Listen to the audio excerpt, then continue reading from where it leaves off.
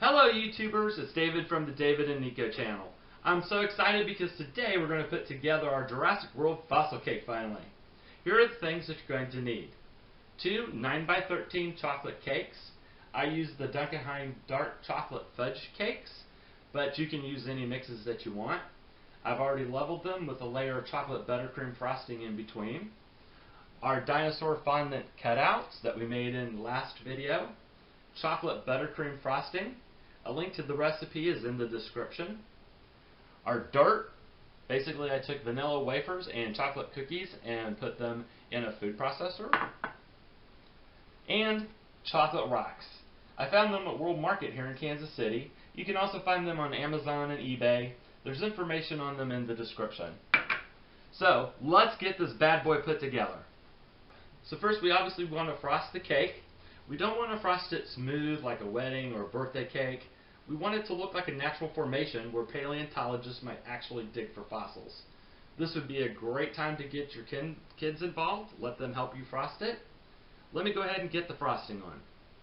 Okay, now that the frosting's on the cake, I want to put the fossils fondant on top. So I took my stencils and laid them out to where I want them. And now I'm going to just press kind of lightly into the frosting.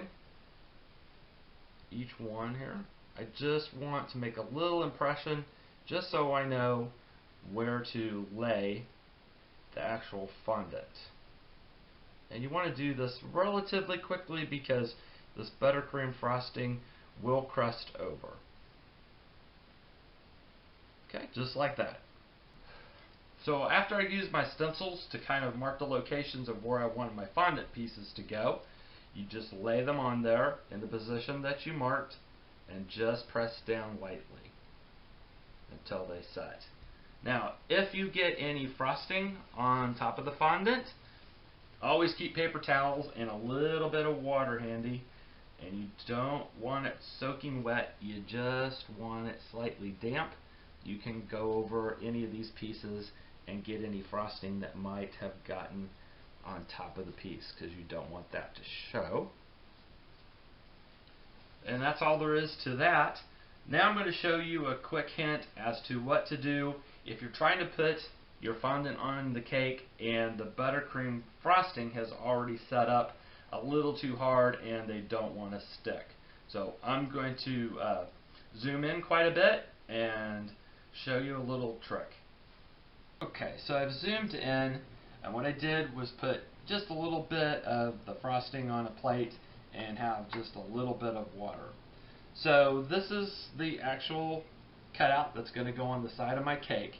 Like I said, if the cake frosting becomes a little too hard because this will crust over, then take your fondant piece, get your finger just slightly damp. You don't want it to be drops, just damp. And then put your finger in a little bit of the frosting and get it on your finger. And then you just kind of paint it on the back. But you want it to be thin, that's why you add just a little bit of water and just painting. If you have a paintbrush, that would work too. The water will actually soften up the frosting on the cake, and when the frosting on the back here dries, it'll act like glue.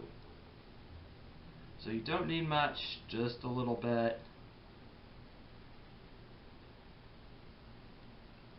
That should do it. Keep a paper towel handy so if you get it a little too wet, you can just dab a little bit off. And now he's ready to stick on the cake. And that little bit of water and little bit of frosting will act like glue. I'm going to go ahead and stick him on the cake over here. Okay. So there it is. You can use a little bit of water and just a little bit of the frosting and make a glue, just in case your frosting gets too hard. So that's a little trick I used on the test cake because I ran into that problem. So I hope that's a handy tip. Let me go ahead and get the rest of the fondant pieces on.